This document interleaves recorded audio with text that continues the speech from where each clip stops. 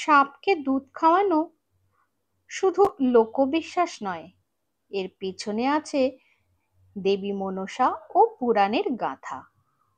আজ নাগপঞ্চমী, স্মরণ করা হয় নাগ দেবতা ও মনসা মাকে।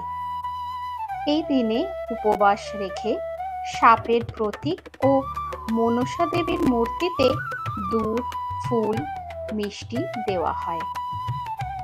মনসা দেবী হচ্ছেন সাপের দেবী, যাকে বিষ ও রোগ থেকে রক্ষা করার জন্য পূজা করা হয়। মহাভারতে নাগদের যজ্ঞে আহ্বান করা হয়, আর শ্রীকৃষ্ণের কালীয় নাগ দমনও আজকের দিনে স্মরণীয় কাহিনী। আজ সাপ বা মনসা দেবীকে ভয় নয়, শ্রদ্ধা করুন। তারা প্রকৃতির শক্তির প্রতীক। শুভ নাগপঞ্চমী। সাবস্ক্রাইব করুন দর্পণ চ্যানেল। রোজ জানুন দিনের তাৎপর্য।